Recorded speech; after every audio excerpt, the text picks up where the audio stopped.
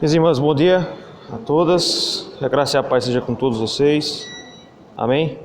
Vamos começar a nossa lição dessa manhã, retornando aí nossa série de exposições no livro de Esther. Então eu vou convidar as irmãs a abrirem suas Bíblias em Esther, capítulo 5. Esther, capítulo 5. Nós vamos ler todo esse capítulo,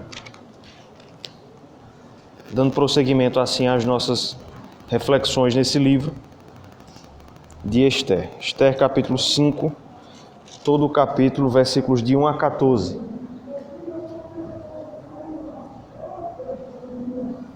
Esther capítulo 5, versículos de 1 a 14, todo o capítulo, né?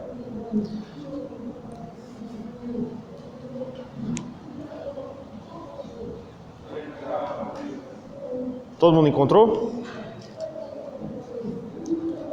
Fica ali depois de Neemias, antes de Jó. Livro de Esther, capítulo 5. Leitura alternada. Eu vou ler os versículos ímpares, as irmãs leem comigo os versículos pares. Vamos ler? Ao terceiro dia, Esther se aprontou com seus trajes reais e se pôs no pátio interior da casa do rei, defronte da residência do rei. O rei estava sentado no seu trono real, fronteiro à porta da residência. Quando o rei viu a rainha Esther parada no pátio, alcançou ela favor perante ele. Escreveu o rei para Esther o cetro de ouro que tinha na mão. Esther se chegou e tocou a ponta do cetro. Então lhe disse o rei: que é o que tens, rainha Esther, ou qual é a tua petição? Até metade do reino se te dará. Respondeu Esther: se bem te parecer, venha o rei de Amã. Hoje há banquete que eu prepararei ao rei. Então disse o rei: fazei apressar a Amã, para que atendamos ao que Esther deseja. Vindo, pois, o rei e Amã ao banquete que Esther havia preparado, Qual é a tua petição? E se te dará o que desejas? E que se a rainha seja levada ao rei. então respondeu Esther e disse: minha petição e desejo são o seguinte: Se achei favor perante o rei, e se bem parecer ao rei conceder-lhe a petição, cumprir o meu desejo, venha o rei com a mão ao banquete que ele preparar amanhã. Então farei segundo o rei conceder. Então saiu Amã naquele dia alegre e de bom ânimo. Quando viu, porém, Mordecai à porta do rei, e que não se levantara nem se movera diante dele, então se encheu de furor contra Mordecai. Amã, porém, se moveu e foi para casa, e mandou vir os seus amigos e a Contou-lhes Amã a glória das suas riquezas e a multidão dos seus filhos, e tudo em que o rei o tinha engrandecido, e como o tinha exaltado sobre os príncipes e servos do rei. Disse mais Amã, a própria rainha Esther, a ninguém fez vir com o rei ao banquete que ele tinha preparado, senão a mim, e também para amanhã estou convidado por ela, juntamente com o rei. Porém, tudo isso não me satisfaz, enquanto vir o judeu Mordecai assentado à porta do rei. Então lhe disse Zeres, sua mulher, e todos os seus amigos, faça-se uma bolsa de 50 cocos de altura, e pela manhã dize ao rei que dela enfoque Mordecai. Então entra com o rei no banquete. A sugestão foi bem aceita por Amã, que mandou levantar a fogo. Amém. Até aqui. Vamos fazer uma oração? Vamos pedir ao Senhor que esteja abençoando a lição dessa manhã. Vou pedir à nossa irmã Adomilda, possa estar fazendo uma oração de intercessão a Deus pela lição de hoje.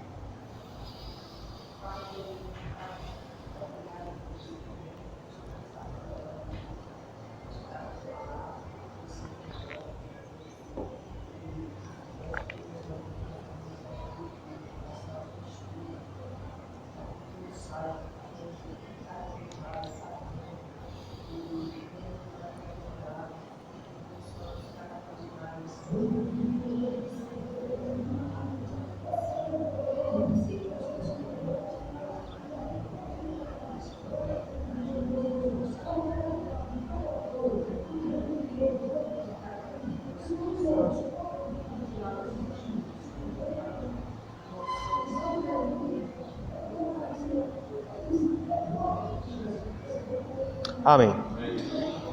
Muito bem, irmãs.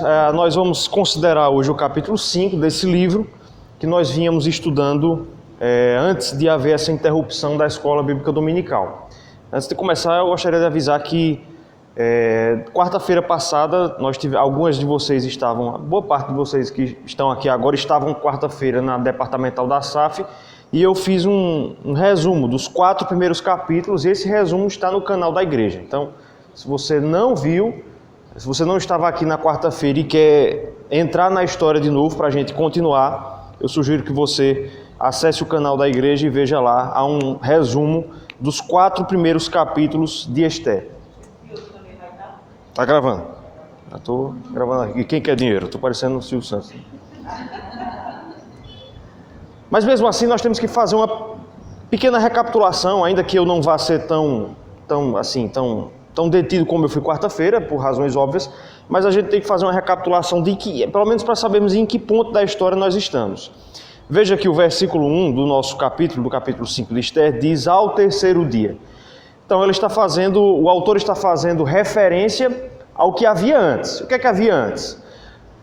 Você deve lembrar que o rei Assuero, que era o rei da Pérsia, por influência de Amã, ele havia baixado um decreto que permitia, dali a 11 meses, permitiria que os judeus, que o povo de Deus fosse exterminado pelos povos inimigos, pelos povos persas. Então, diante desse decreto que aparece no capítulo 3, no capítulo 4, Mordecai, que era o pai de criação e primo de Esther, vai até o palácio, vai até a porta do palácio e busca Esther ali e fala com ela através do seu criado, rogando a Esther que Esther pudesse, na condição de rainha que ela era, rogar ao rei Assuero para que ele desfizesse esse decreto. E sobre o capítulo 4, nós também temos um estudo que está no canal da igreja. Então você pode procurar lá também. Eu trouxe um estudo bem detalhado sobre o capítulo 4 de Esther, que está no canal da igreja, foi no dia 18 de março. Então você pode procurar lá. E aí sobre o capítulo 4 você vai ter esse estudo mais detalhado. Quando nós vimos o capítulo 4, eu falei isso quarta-feira, nós dissemos que de início Esther foi relutante. Num primeiro momento, ela quis fugir da obrigação, digamos assim, ou do compromisso de falar com Assuero. Vocês lembram disso, né? Que Assuero foi falar com Esther, ou melhor, mandou um recado pelo empregado, para que Esther rogasse a Assuero. Qual foi a primeira resposta de Esther? Até querer eu queria ir, estou parafraseando, mas há um decreto aqui na Pérsia que não permite que a pessoa entre na presença de Assuero sem ser chamado, e quem fizer isso, quem descumprir essa lei, é punido com a morte, a não ser que o rei se compadeça da pessoa e estenda o cetro. Então, num primeiro momento, Esther quis fugir daquela necessidade de escolher. Falei sobre isso quarta-feira. Mas Mordecai insiste, coloca alguns argumentos. Ele diz, por exemplo, que se ela se omitisse, ela também seria morta quando o decreto fosse cumprido. E principalmente Mordecai manda dizer que Esther deveria entender que foi exatamente para aquele momento que ela foi chamada. Acho que é o versículo 14 do capítulo 4 em que Mordecai vai dizer: quem sabe se para conjuntura como essa, ou seja, para esse momento é que você não foi elevada a rainha. Vocês lembram que eu falei no capítulo 2 que o caminho que Esther percorreu para se tornar rainha era um caminho moralmente duvidoso. Mas mesmo assim, o Deus que transforma o mal em bem usou até mesmo a iniquidade de Mordecai e de Esther para que ela fosse a rainha naquele momento e tivesse a oportunidade de salvar e de interceder em favor dos judeus. Depois desse argumento, Esther diz, finalzinho do capítulo 4, versículo 16, Esther toma a decisão, ela vai rogar a Assuero pelo povo judeu. Só que antes de fazer isso, ela toma algumas precauções.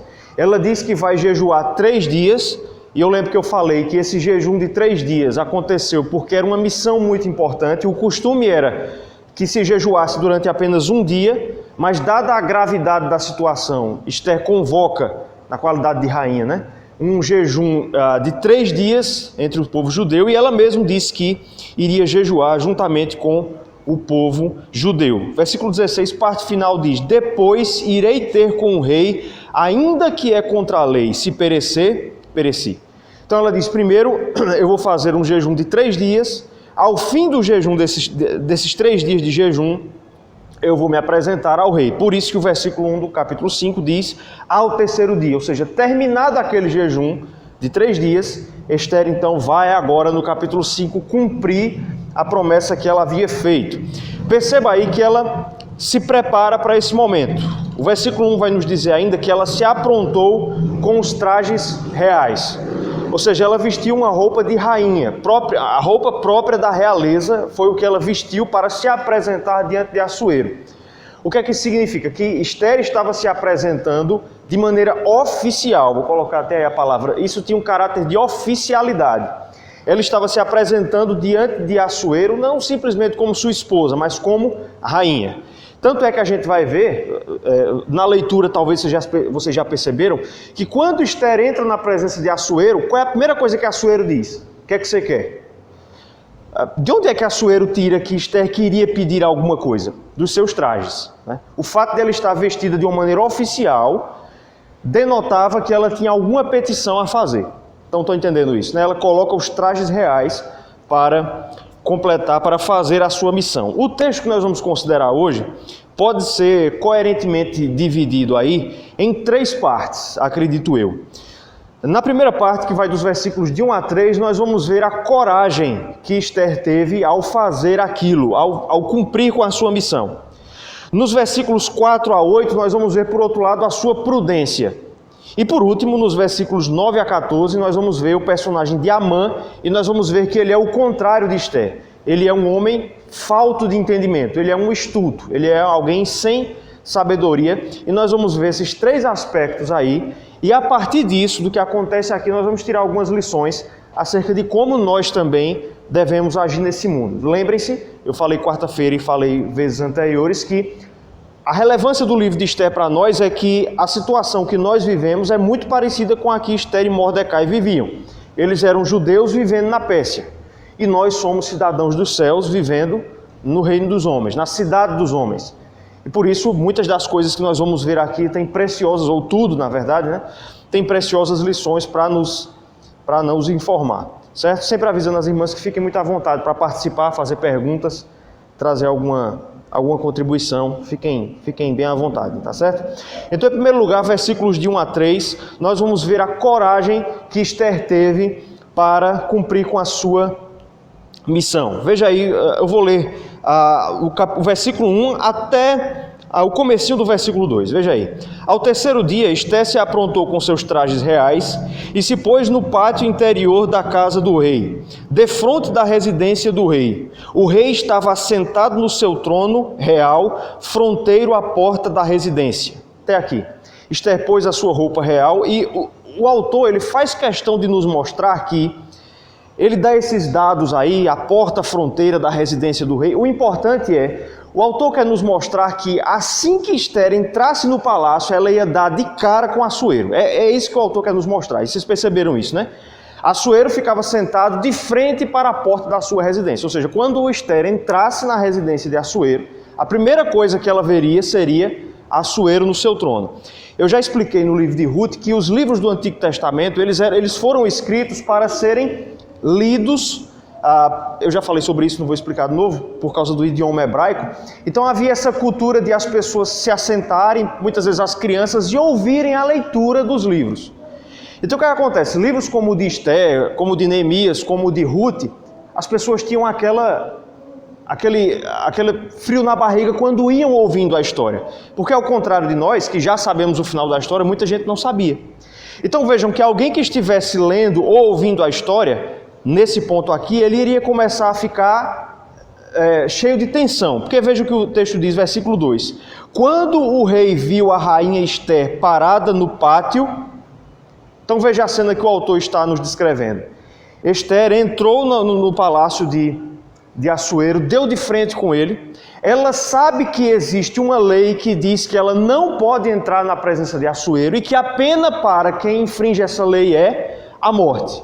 Quando ela entra, Assuero olha para a porta e vê Esté parada. Vocês conseguem imaginar o tamanho da tensão nesse momento? Houve um escritor chamado Heródoto que escreveu sobre Assuero. E a obra de Heródoto, ela lança muita luz sobre o livro de Esther. Na verdade, é uma bênção de Deus que esse homem tem escrito sobre Assuero, que a gente consegue entender muita coisa pela obra de Heródoto. E Heródoto diz que atrás do trono de Assuero havia um servidor que ficava empunhando um machado. Esse machado era, a sua função era executar na frente do rei aqueles que fossem apenados com a morte. Então vejam o que é que Esther está vendo. Ela descumpre a lei, entra na presença de Assuero, vê Assuero olha para ela e atrás dele tem um homem com um machado, o tamanho do mundo.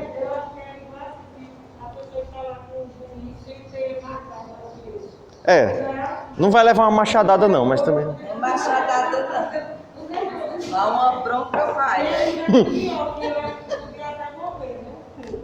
Mas o juiz daqui é gente boa.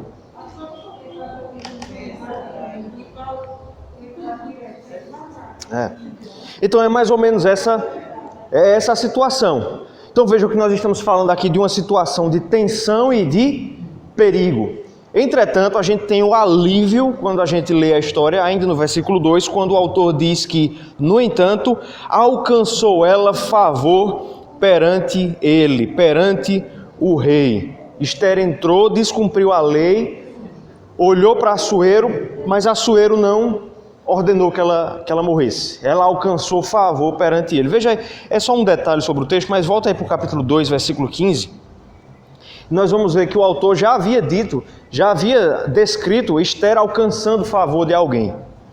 Versículo 15. Esther, filha de Abiail, tio de Mordecai, que a tomara por filha, quando lhe chegou a vez de ir ao rei, nada pediu além do que disse Hegai, eunuco do rei, guarda das mulheres. E Esther alcançou o quê? Favor de todos quantos haviam.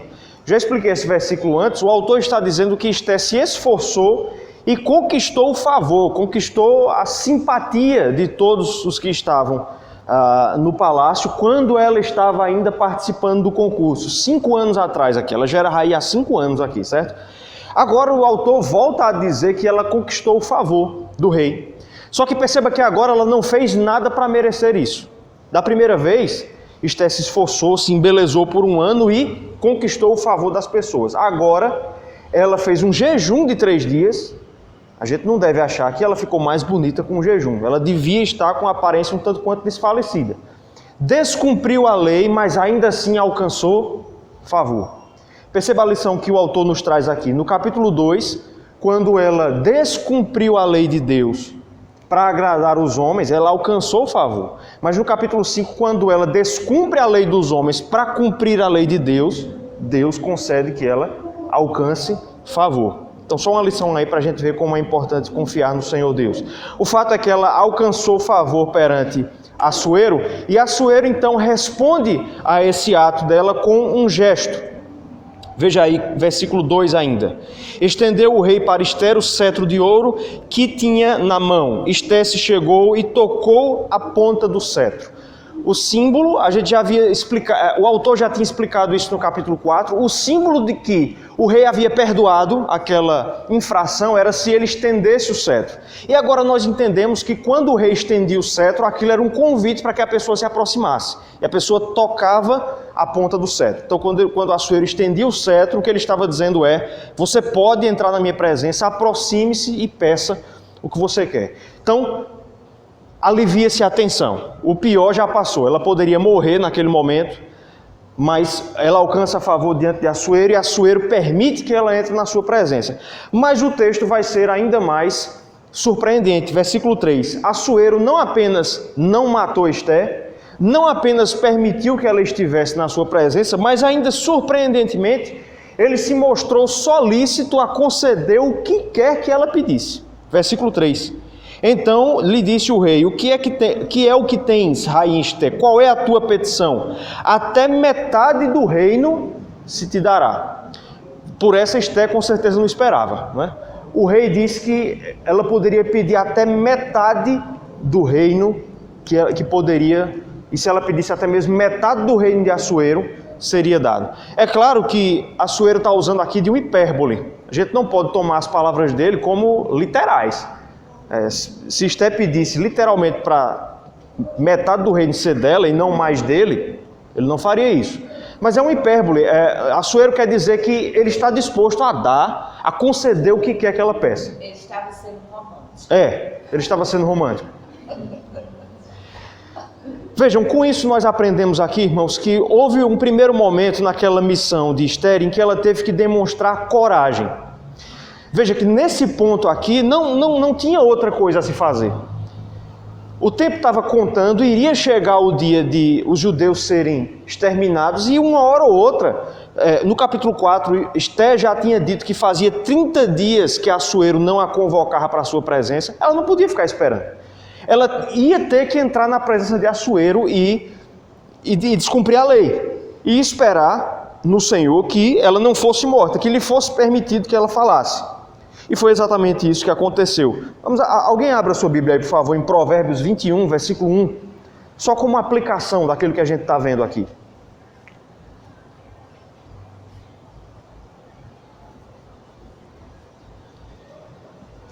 Provérbios 21, versículo 1. Quem achar pode ler. Tudo cheio de água, assim é o coração do rei na mão do Senhor. Este, segundo o seu querer, o inclina. Isso. O coração está nas mãos do Senhor, o coração do rei. Segundo o querer do Senhor, Deus inclina o coração dos reis. O relato aqui do capítulo 5 é uma aplicação clara do que o autor aos Provérbios diz. Deus inclinou o coração de Assuero para que Assuero não matasse Esther. A gente já viu que Assuero era um homem colérico, né? No capítulo 1, somente porque foi desobedecido, ele baniu a rainha da sua presença. Imagine a rainha que entra na sua presença sem ser convidada. Poderia acontecer a mesma coisa, ou coisa pior.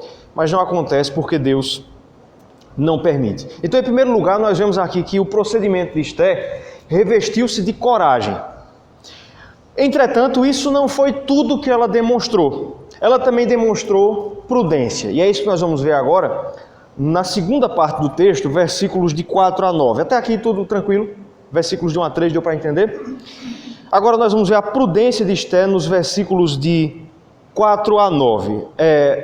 Antes de eu tratar desses versículos, deixa eu fazer uma enquete com vocês aqui, uma pergunta. Esther tinha essa missão de pedir ao rei que ele revogasse o decreto dos judeus. Que ele revogasse o decreto que ele mesmo havia dado, permitindo a morte dos judeus.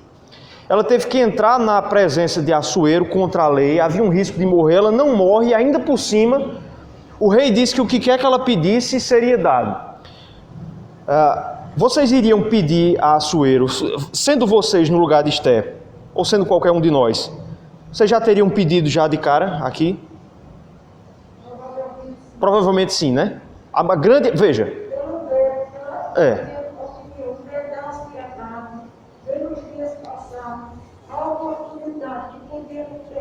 Isso.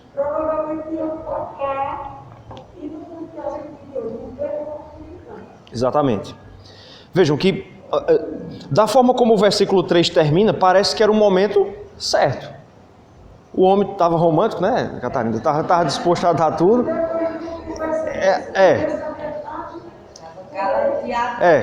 Era a hora. Surpreendentemente, a gente vai ver, e a gente já pôde perceber isso na leitura, que Esther não vai fazer isso. Ela vai ficar marcando janta, vai ficar marcando banquete. E assim, ler o texto sem entender o contexto, principalmente nesse caso aqui, pode nos levar a entender que Esther está com medo, está hesitante, está sem coragem, mas não é. E a gente vai começar a ver nos versos 4 a 9 que Esther, na verdade, está empreendendo aqui uma prudência e uma estratégia que são surpreendentes. Vocês vão ver isso a partir de agora. Veja aí, versículo 4. Assuero tinha feito aquela proposta: peça o que você quiser. Qual é a resposta de Esther? Versículo 4. Se bem te parecer, venha o rei e Amã hoje ao banquete que eu preparei ao rei. Vejam só. Em primeiro lugar, Vejam que ela diz ao banquete que hoje, venha o rei Amã, hoje, ao banquete que eu preparei para o rei. Veja, versículo 1 diz que ela fez isso exatamente quando terminou o jejum. E quando ela entra na presença de Assuero, ela diz que vai haver um banquete naquele dia e que ela já tinha preparado. O que é que isso mostra? Nós concluímos que Esther passou os 3 dias não apenas jejuando, mas também planejando algo. Já que ao fim dos 3 dias ela já tinha um banquete preparado. Esse é o primeiro ponto, certo? Ela jejuou 3 dias, mas ela planejou 3 dias. Lembram que em Ruth eu falei muito sobre essa questão de depender de Deus e responsabilidade humana? De novo a gente vê aqui esses dois lados da moeda. Esse é o primeiro ponto. O segundo ponto que nós precisamos entender aqui é: por que Esther não pediu logo de cara? Por que Esther, aproveitando aquela solicitude de Assuero, não disse logo de cara: o que eu quero, o rei, é que o Senhor revogue esse decreto que ordenou aí o extermínio dos judeus? Por que Esther não fez isso logo de cara? Alguém tem algum palpite?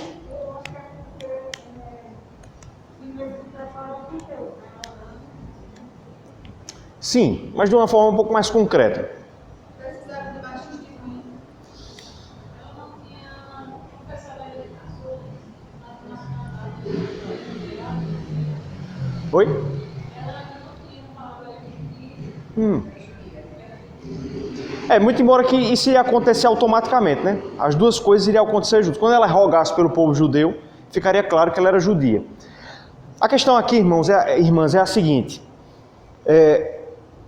Esther não faz o pedido nesse momento aqui pela seguinte razão. Assuero estava no seu palácio real e nós percebemos aqui que, muito embora fosse proibida a entrada das pessoas na presença de Assuero, porque ele só podia entrar se ele chamasse, muito embora isso fosse verdade, você consegue perceber que não era difícil entrar na presença de Assuero. Esther conseguiu fazer isso. Ela foi de um cômodo para o outro do palácio e entrou na presença dele. Esse lugar em que Assuero estava era muito provavelmente um lugar onde ele praticava atos públicos no seu reinado. Por exemplo, vocês lembram que quando Salomão era rei, as pessoas se apresentavam a Salomão para ter julgadas as suas causas? As mulheres levaram lá o menino, né? Porque havia uma disputa sobre quem era a mãe. Era mais ou menos isso que Assuero estava fazendo. Esse lugar onde Assuero estava, havia servidores presentes. Nós sabemos que havia um homem com um machado atrás, mas ele não era o único servidor de Assuero que estava presente. Muito provavelmente, nesse lugar, Assuero estava cercado de seus sátrapas, estava cercado de seus servidores. E é por isso que Esther não pede nesse momento. Por quê?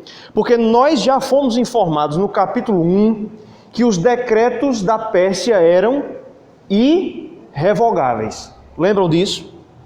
Lembram disso? Que quando Assuero mandou depor Vasti, ele disse: baste uma lei que não poderá ser revogada. Então vejam, Esther sabe que ela está lidando aqui com um tabu. As leis da Pérsia não podiam ser revogadas. Assuero era um homem orgulhoso, certo? Ele não aceitou ser desafiado pela sua esposa no capítulo 1. Então a pergunta é: vocês acham que Assuero iria revogar seu próprio decreto, atendendo ao pedido da sua esposa na frente dos seus servidores? Não. Vocês entenderam então qual é a razão? Ela percebe que aquela não era a situação adequada para que ela fizesse o pedido. Se ela fizesse naquele momento, as circunstâncias, o fato de Assuero estar cercado de servidores e o fato de que ele aquecer ao pedido dela representaria, pelo menos na cabeça de Assuero, uma fraqueza diante de seus servos, faz com que ela perceba que aquele não era o momento dela pedir. Então ela diz, ao invés de pedir logo de cara, ela diz que preparou um banquete. Qual é a intenção de Esther? Esther quer ter uma audiência privada com Assuero para poder fazer o pedido. Entretanto, essa audiência não pode ser totalmente privada. É por isso que ainda no versículo 4 ela manda chamar quem? Amã. Por que ela manda chamar Amã para esse banquete? A razão está no capítulo 3, versículo 1. Volte aí. Esther capítulo 3, versículo 1. Depois destas coisas, o rei Assuero engrandeceu a Amã, filho de Amedata, a Agagita, e o exaltou, e lhe pôs o trono acima de todos os príncipes que estavam com ele. Vejam que Amã era uma espécie de primeiro-ministro da Pérsia. Ele era um servidor de Assuero, que estava acima de todos os servidores de Assuero, de todos os funcionários da Pérsia. Ele estava abaixo apenas de Assuero. Isso significa dizer que Amã também estava acima de Ester. Ele também estava acima da rainha. E é por isso que a Ester, ao convocar essa audiência privada com Assuero, ele pede que Amã esteja presente. Por quê? Porque se Ester pedisse um banquete só com o rei, só ela e o rei, Assuero iria cheirar que alguma coisa estava errada. Tinha alguma coisa errada no ar. Por que a rainha iria querer pedir algo ao rei que o primeiro-ministro não pode saber? Então vocês percebem isso? E a gente já percebeu, a gente já foi informado no capítulo 3 que Amã gozava da confiança de Assuero. Lembram que quando Assuero deu o decreto, qual foi o presente que Assuero deu a Amã como sinal da sua validação como rei? O anel, né?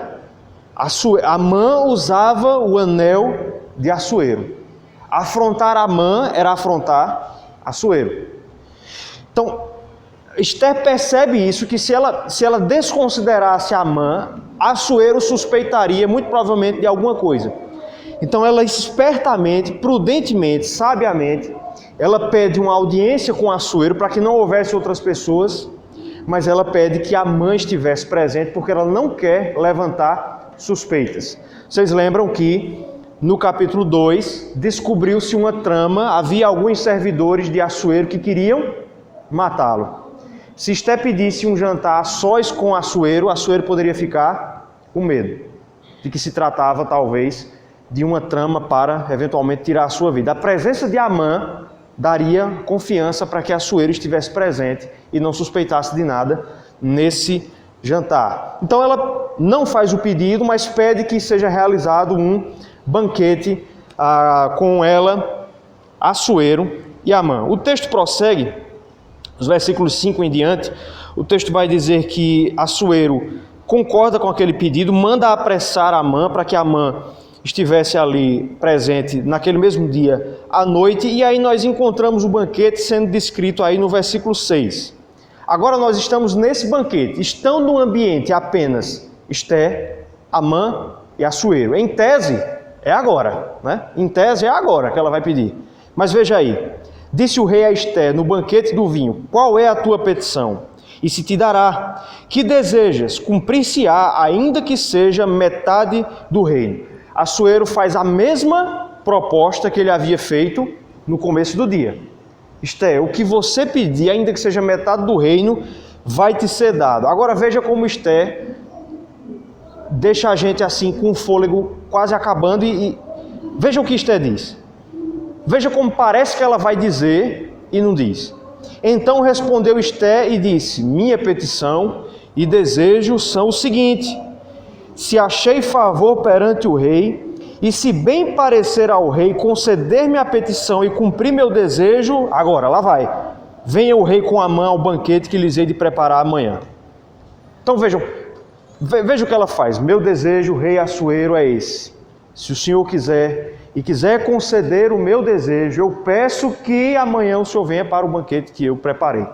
Ela cria a expectativa e depois a gente tem essa frustração porque é outro banquete que ela quer marcar para o outro dia. Vejam, agora, o que eu acabei de ler foi o versículo 8. Agora, quando a gente lê esse versículo, a gente pode dizer, não, agora faltou coragem mesmo. Agora não. Era a ocasião certa, né? Agora era a hora. Só estava ela, Assuero, Amã. Na primeira ocasião, a gente sabe por que ela não pediu. Mas agora, por que ela não pediu? Era uma questão de hesitação? Ela estava com vontade de desistir? O texto não nos deixa claro, irmãs, mas a gente tem algumas respostas aqui pelas quais a gente consegue entender por que ela marca ainda outro banquete para poder fazer o pedido. Esse banquete vai acontecer no capítulo 7, que é quando nós vamos ver o pedido de fato ser feito. A questão toda, irmãs, é que Esther está demonstrando aqui 4 coisas. Eu coloquei essas 4 palavras para eu lembrar o que eu vou dizer: cautela, respeito, preparação e confiança. A questão toda é que Esther está trabalhando com essas 4 coisas. Em primeiro lugar, Esther está demonstrando tremenda cautela. Quando a gente trata disso aqui, meus irmãos, a gente tem que entender uma coisa, e se nós não entendermos isso, a gente não vai conseguir entender o texto. Nós precisamos entender que Esther só teria uma chance. Uma chance. Se Esther fizesse o pedido na hora errada, da forma errada, e Assuero não concedesse, o que é que ia acontecer? O decreto estava programado para dali a 11 meses. Dali a 11 meses os judeus seriam mortos. Mas, se Esther não conseguisse convencer Assuero iria se convencer do que Amã lhe havia dito, ou seja, que o povo judeu é um povo perigoso mesmo. Então, sabe de uma coisa? Ao invés de matar esse povo daqui a 11 meses, vamos matar todo mundo agora. Se Esther erra no seu pedido, ela seria morta na hora, não teria outra chance, e o povo judeu seria morto no mesmo dia, provavelmente. Então vejam que o que a gente tende a achar aqui que é hesitação, na verdade é extrema cautela. Esther está com a mão do seu povo, está com a vida do seu povo nas suas mãos. Então vejam que a gente não está lidando com uma situação... Esther não está indo lá perguntar se ele quer manga. Esther está indo pedir que ele revogue o seu próprio decreto, o decreto de Assuero.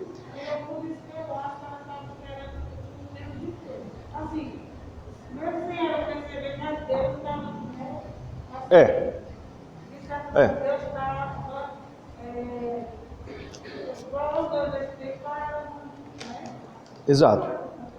Perfeito.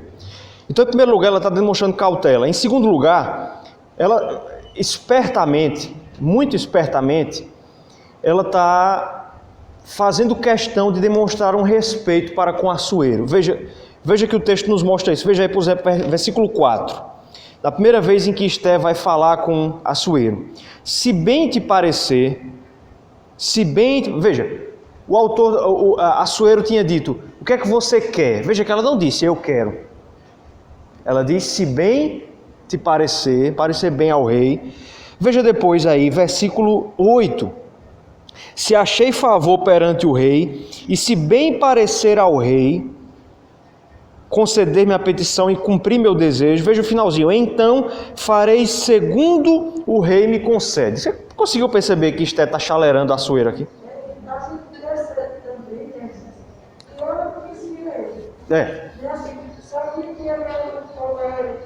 Orgulhoso, né?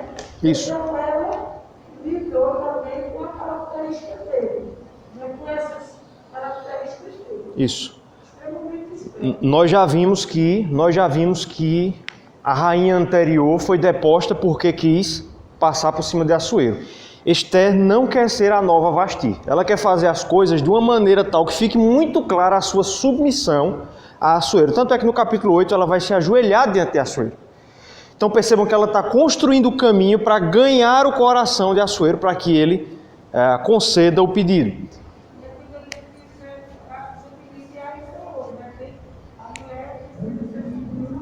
Isso, exatamente.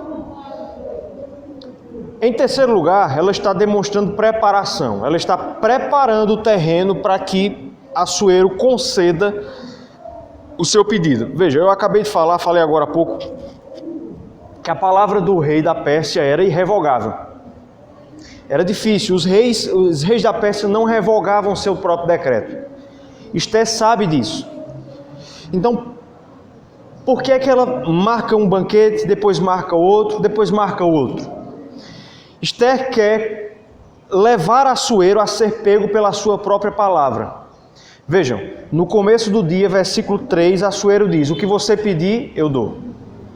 No final do dia, o que é que Assuero diz? O que você pedir, eu dou. E aí Esther vai repetindo os banquetes. O que é que ela quer fazer? Esther quer fazer com que Assuero se veja comprometido com ela. E não possa também revogar sua palavra, de que ia dar o que Esther pedisse. Estão percebendo o que é que ela está fazendo? Se ela pede na primeira vez, Assuero não iria se sentir comprometido com a sua palavra. Mas uma vez que Assuero promete 1, 2, 3, como a gente vai ver no capítulo 7, aí ele está comprometido com a palavra. E por último lugar, ela demonstra confiança. A questão toda, e esse é um ponto muito importante do texto, irmãs, é que Esther quer ganhar a confiança de Assuero e também de Amã, mas principalmente de Assuero. Vejam só, nós vemos aí no versículo 3, eu estou voltando muito a essa parte porque a gente tem que entender bem. Nós vemos aí que logo quando Esther entra na presença de Assuero, Assuero vai logo dizendo: o que é que você quer? É a primeira coisa que Assuero diz. Provavelmente foi também a primeira coisa que Assuero disse no banquete à noite. Quando o banquete começou, Assuero deve ter dito logo de cara: o que é que você quer? E ela dá essa resposta: eu quero que vocês estejam amanhã no meu banquete. Mas depois que Esther disse isso, vocês acham que o banquete terminou ou continuou? Foi todo mundo embora ou eles ficaram lá banqueteando? Versículo 9 nos dá a resposta. Então saiu Amã naquele dia alegre e de bom ânimo. Ou seja, o banquete daquela noite durou várias horas. O banquete começou, Assuero deve ter perguntado a Esther o que é que ela queria. Ela disse que no outro dia, no banquete do outro dia que ela diria, e o banquete continuou. A prova disso é que Amã sai alegre, muito provavelmente também por causa do vinho. A pergunta é: na continuidade daquele banquete, o que foi que eles fizeram? O que é que Assuero, Amã e Esther fizeram durante aquele banquete? Assuero era o rei, Amã o primeiro-ministro, rainha a Esther. Qual deve ter sido o assunto desse banquete? Política. O assunto do banquete deve ter sido política. Vejam, Esther criou uma situação, planejou uma situação para que ela tivesse a oportunidade de se mostrar para Amã e para Assuero como uma mulher a quem se pode ouvir. Vocês entenderam isso agora? Ela arquiteta a situação para que ela tivesse uma noite de conversa com o rei e com o primeiro-ministro. Para quê? Para que lá na frente, quando ela fizesse o pedido, ela não fosse vista por Assuero como uma mulher tola. A mulher não entende de nada de política, tá? Ela cria aquela situação para que ela pudesse participar. Oi? Exatamente, conquistar a confiança dele. E esse é um ponto muito importante da passagem, porque nós vemos aqui, irmãs, que quando Esther quis colocar a sua fé na prática, quando ela quis levar a sua fé para o espectro público, ela não fez o que muitas vezes nós fazemos, que é dicotomizar. Eu falei sobre isso quarta-feira passada. Antes, no capítulo 4, Esther estava dicotomizando a sua vida espiritual. Ela, privadamente, ela era judia, ela vivia a sua fé, mas publicamente a sua fé era secreta, né? Em público, ela era tão somente uma mulher persa. Agora, ela está sendo chamada para colocar a sua fé no espectro público.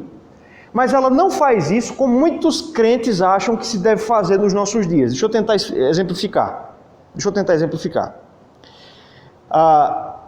Nós temos muita dificuldade em entender o que é viver a fé no espectro público. Ou seja, na nossa vida pública. Em muitos momentos nós achamos que isso é apenas colocar alguns penduricalhos gospel na nossa vida. E fazer isso é estar vivendo o evangelho lá fora. Por exemplo, o indivíduo tem uma livraria, mas ele quer servir a Deus através da sua livraria. Como é que eu posso fazer para servir a Deus com a minha livraria? Já sei, só vou vender livro de crente. Estão entendendo qual é a mentalidade muitas vezes? A gente coloca esses penduricalhos e acha que isso é viver a vida no espectro público. Eu quero servir a Deus através da minha casa, quero que a minha casa seja um testemunho. Como é que eu vou fazer isso? Já sei, pintando no muro assim, propriedade do Senhor Jesus Cristo. Vejam, não que essas coisas sejam erradas, mas elas são fruto de uma dicotomia. A gente faz isso porque nós acreditamos que servir a Deus é fazer coisas espirituais, que eu sirvo a Deus quando eu falo de Deus, quando eu leio um livro sobre Deus. Mas se eu ler um livro sobre um outro assunto qualquer, não, isso não é servir a Deus, eu preciso me afastar disso. Vocês estão entendendo o que eu estou dizendo? Essa dicotomia, como se servir a Deus fosse apenas manejar as coisas espirituais e as coisas ditas como seculares não fossem servir a Deus, é o que leva muitos crentes a agirem dessa forma. E aí o problema, meus irmãos, de muitos crentes e de muitas igrejas que agem assim, é que quando eles agem dessa maneira, o mundo acaba enxergando a igreja e os crentes como aquele grupo estranho, não é? Que só vive dando glória em todo lugar que vai. Oi? É? A questão, Vera, acho que não é nem ser santo demais, mas é assim, a confusão, é achar que viver uma vida santa ou ter um testemunho público seja necessariamente e sempre fazer coisas espirituais no sentido do que a gente faz na igreja. Então tem muito crente que pensa assim, se ele quer viver uma vida santa lá fora, ele agir lá fora da mesma forma como ele age na igreja. Oi.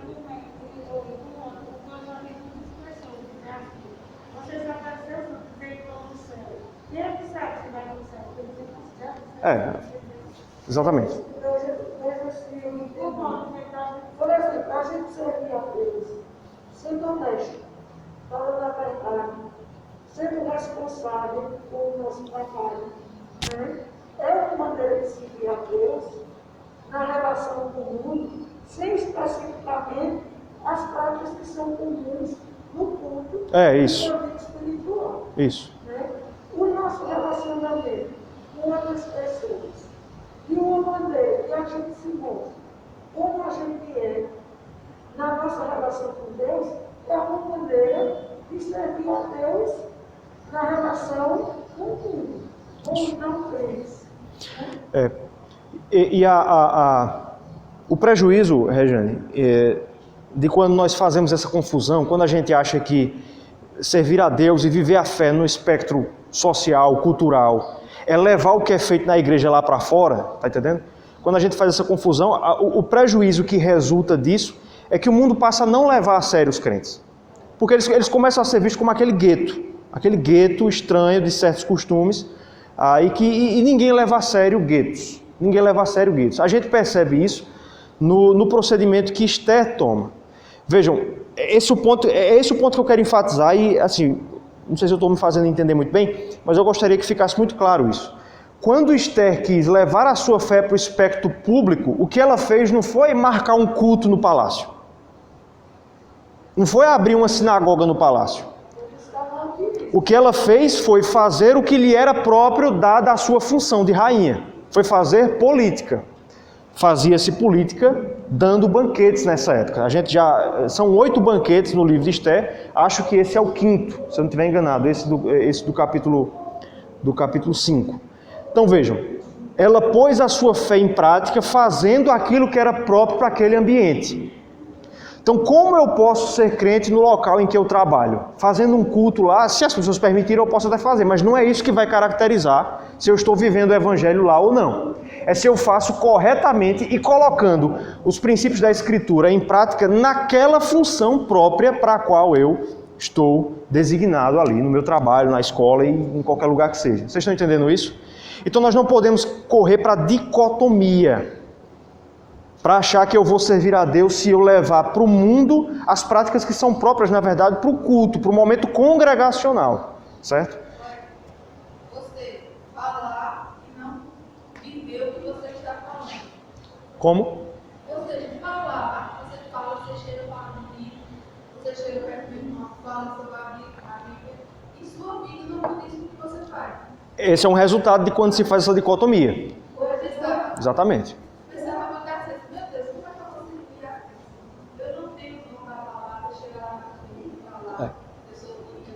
Uhum. E até um dia que eu me vi no meu trabalho, servindo ao Senhor, podendo ajudar uma cliente, com palavras, com convites, e trazendo até a minha própria vida como exemplo. Uhum.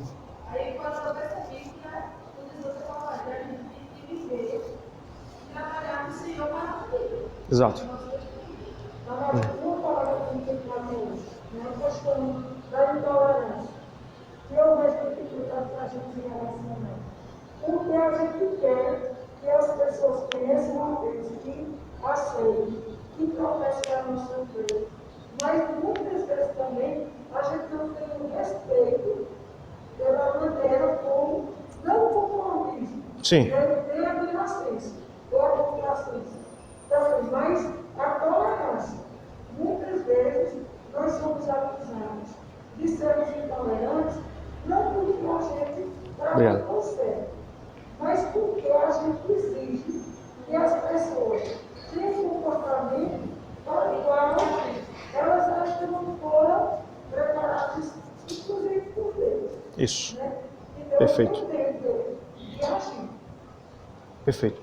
Em resumo, com esses 4 pontos aí, cautela, respeito, preparação e confiança, nós vemos que Esté está agindo conforme o Senhor Jesus Cristo ordenou em Mateus 10,16. Alguém abra aí, leia, por favor. Mateus, Evangelho de Mateus, capítulo 10, versículo 16. Eis que eu vos envio como ovelhas para o meio de lobos. Sede portanto prudentes como as serpentes e simples como as pombas. Nós somos enviados como ovelhas para o meio de lobos. É o caso de Esté, né? A ovelha no meio dos lobos, no meio de Amã e de Assuero. Como é que nós devemos agir nessas situações? Ele vai dizer, sede prudentes como a serpente e simples como as pombas. As pombas, né? As pombas, né? E simples como as pombas. A gente consegue encaixar Esther exatamente nesse conceito. É isso que ela está fazendo aqui. Por fim, a última parte do texto, eu vou passar bem rápido sobre ela, porque o foco maior, realmente até o verso 9, é o procedimento de Amã. Nós vamos ver que Amã é o contrário de Esther, versos 10 a 14. O texto vai dizer que, aliás, versos 9 a 14, eu errei aqui, versos 9 a 14. Amã sai depois daquele banquete muito alegre, né? Nós sabemos que Amã gostava de se sentir respeitado. Esther deve ter passado a noite toda, seu Amã, tudo bem, está bem. Uma outra coisa que a gente tem que destacar, meus irmãos, é a frieza de Esther. Veja que ela passou a noite face a face com o inimigo, né? Amã é o homem que quer matar o povo dela, mas ela passa a noite, seu Amã, quer mais vinho? Frieza. Oi? Na diplomacia. Exatamente. Esse é um outro ponto interessante a destacar. Ele sai muito alegre, foi bajulado a noite toda, com certeza, verso 9, mas o texto vai dizer que, para seu desagrado, ele se encontra com quem na saída? Mordecai. E Mordecai volta a fazer o que ele fez no capítulo 3. Ele não se curvava diante de Amã. Já falamos sobre por que isso acontecia. O que acontece? A alegria de Amã vira furor. O texto vai dizer aí que, versículo 9, se encheu de furor, Amã se encheu de furor contra Mordecai. Porém, ele se conteve e foi para casa. Chegando em casa, o que é que Amã vai fazer? Ele manda chamar a sua esposa e manda chamar os seus amigos, e o texto vai dizer que ele começa a se gabar. Não literalmente diz isso, mas ele começa a se vangloriar do que ele tinha. O texto vai dizer que ele junta seus amigos e sua esposa e começa a dizer, versos 11 e 12, ele começa a contar a glória das suas riquezas, ele começa a dizer para eles como ele era rico, a multidão de seus filhos. Os persas se vangloriavam do número de filhos. Quanto mais filhos o homem tivesse, mais poderoso ele era considerado, mais nobre. Então ele começa a se vangloriar de ter muitos filhos. No capítulo 9 a gente vai descobrir que são 10 filhos que ele tinha. E ele começa a dizer que o rei o tinha engrandecido. E aí ele coloca até Esther no versículo 12. Olha, eu fui convidado para um banquete pela rainha. Só eu e o rei fomos convidados. Em outras palavras, Amã começa a fazer o que o sábio diz em Provérbios 12, 23. Alguém abra lá e leia, por favor. Provérbios 12, 23.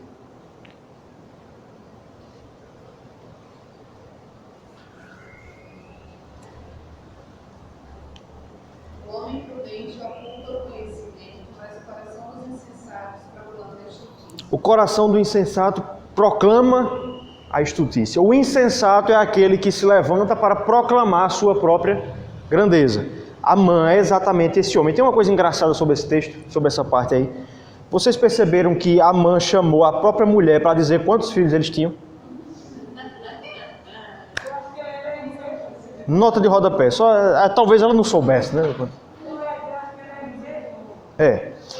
Entretanto, apesar de se vangloriar disso, versículo 13 vai dizer que muito embora ele tivesse todas essas coisas, ele não estava satisfeito. Verso 13: porém, tudo isso não me satisfaz, enquanto vir o judeu Mordecai assentado à porta do rei. Olha, eu tenho tudo isso, eu tenho muitos filhos, riqueza, poder, dinheiro, mas eu só estarei satisfeito quando o judeu Mordecai for destruído. É isso que me trará satisfação. Era um ódio muito grande, como nós podemos perceber. Por último, nós vamos ver o que é que seus amigos e sua própria esposa recomendam para Amã. Verso 14. Então lhe disse Zeres, sua mulher, e todos os seus amigos: faça-se uma forca de 50 côvados de altura, e pela manhã dize ao rei que nela enforquem Mordecai. Então entra alegre com o rei ao banquete. A sugestão foi bem aceita por Amã, que mandou levantar a forca. A imagem que eu imagino aqui, a cena que eu imagino é Amã, já tarde da noite, horas e horas falando da sua riqueza, daqui a pouco ninguém aguenta mais. Vamos, levanta uma forca logo e enfoca esse homem aí para tu calar a boca. Agora o conceito deles foi coerente ao que a esposa falou. Isso. Uma atividade É. poderosa, um pequeno, ele fazer uma coisa dessa. A gente tem a prova disso que Regiane está dizendo pela altura da forca. A forca deveria ter 50 côvados de altura, isso são 25 metros. Então vejam, por que fazer uma forca tão alta? O que Mordecai quer é que todos vejam que aquele que não se curvava diante dele foi enforcado. Ano passado, nas minhas férias, eu fui visitar o interior de Minas e lá na cidade de Ouro Preto, no centro, é o local onde Tiradentes foi enforcado. Foi enforcado ou não? Onde a sua cabeça foi exposta. E é um local bem alto. Acho que é da altura desse teto aqui assim. Por que colocaram tão alto? Para que todo mundo na região ali das minas de Minas Gerais visse que aquele que tentou se insurreinar contra a coroa portuguesa, foi o que aconteceu com ele. É o que Amã está tentando fazer aqui. Ele quer que todos vejam, e aí os amigos dizem que se ele fizesse isso, então ele poderia cear alegremente com a rainha e com o rei na noite do outro dia. Percebam aí que Amã é o contrário de Ester. Enquanto Ester demonstra frieza, estava diante do seu inimigo, mas não perde a compostura, Mordecai não tem autocontrole. Ele viu o seu inimigo e perde o controle, né? Ele teve que se conter para não fazer alguma coisa na hora ali. Nós vimos que enquanto Ester é alguém que demonstra grande respeito por Assuero, mesmo Assuero sendo um homem mau, Amã é o contrário, é um homem que gosta da vanglória. Ele proclama a sua própria riqueza, as suas próprias glórias para os seus amigos e a sua mulher. E por fim nós vemos que enquanto Ester tem paciência, Amã é um homem apressado. Ele quer enforcar Mordecai no outro dia. Ele tinha conseguido esperar 1 ano já, mas por causa desse incidente ele perde o controle e ele quer enforcar Amã logo no outro dia. Então perceberam aí a diferença do procedimento de Ester para o procedimento de Amã? Ester é a figura do homem, da mulher sábia, aquele que se conduz prudentemente. Já Amã é a figura do homem ou da mulher estulto, falto de entendimento, nécio, que age precipitadamente e que age principalmente para satisfazer a sua própria vanglória, o seu autoculto. Quais são as lições, então, caminhando para o final, que a gente aprende com esse capítulo de hoje? A primeira, são 4. A luta contra o império das trevas exige de nós uma alternância entre confrontação direta e perspicácia estratégica. Vejam, no começo do capítulo, Ester teve que confrontar diretamente. Houve um momento em que ela teve que entrar na presença do rei e desobedecer. Essa foi a primeira fase da sua ação. Mas veja que no complemento do texto, o que ela vai fazer é demonstrar perspicácia e estratégia. Ela marca banquetes, a gente explicou por que isso era necessário. E isso nos mostra que na confrontação do mundo nós temos que ter a sabedoria para quando agir de uma forma e de outra. Há situações em que nós teremos que confrontar o mundo diretamente, quando envolve, por exemplo, nossos valores. Aí há que se confrontar o mundo diretamente. Quando os soberanos da terra nos mandam nos ajoelharmos diante de seus deuses, a gente tem que fazer como os amigos de Daniel. Pode botar fogo, a gente não se ajoelha. Mas há muitas situações em que o enfrentamento direto não é a melhor saída. Há muitas situações em que perspicácia e estratégia para lidar com esse mundo são requeridas de nós. E aí a sabedoria de Deus, e nós vemos que Esther jejuou antes para que ela soubesse discernir isso, se faz necessário. Segundo lugar, no último caso, ou seja, quando se requer estratégia, no último caso requer-se paciência, sutileza e humildade, mesmo na lida com os ímpios e com os imorais. Esther consegue demonstrar até mesmo respeito para com um homem ímpio, como era Assuero, no capítulo 5. Em terceiro lugar, o modo pagão de proceder no mundo, personificado em Amã, muitas vezes bate à porta do coração dos crentes. Vocês perceberam que Amã era um homem que tinha tudo, porém ele mesmo se diz insatisfeito porque não tinha ainda a vida de Mordecai nas suas mãos. Esse é um modo pagão de agir. Se a gente fosse fazer um estudo particular aqui só sobre a parte de Amã nesse texto, a gente poderia concluir que a idolatria rouba a alegria, já que o texto diz que ele estava alegre, mas quando viu Mordecai se encheu de furor.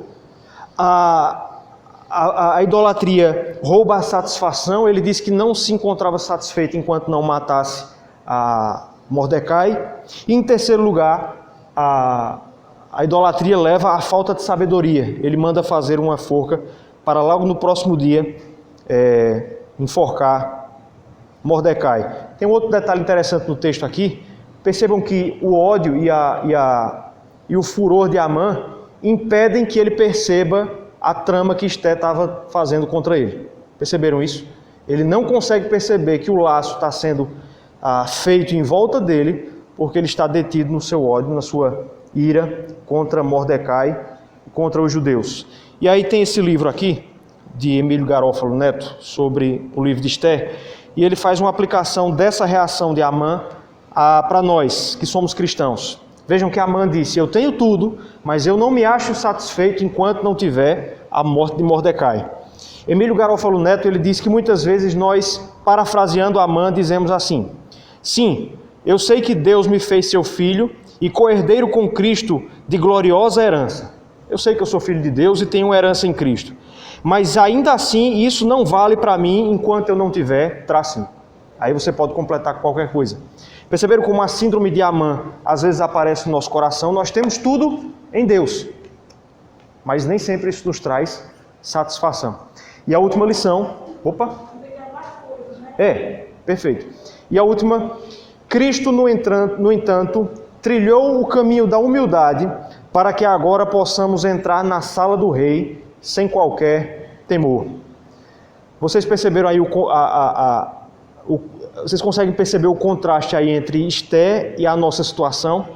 Ela entrou na presença de Assuero com medo, que poderia ser morta por causa do decreto.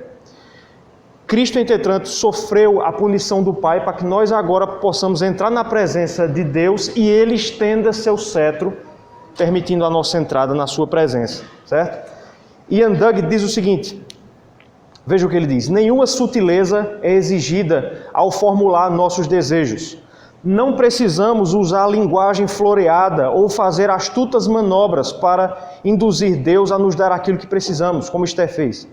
Deus pode estender o cetro de ouro para nós somente porque a terrível punição do seu juízo caiu sobre Cristo, certo?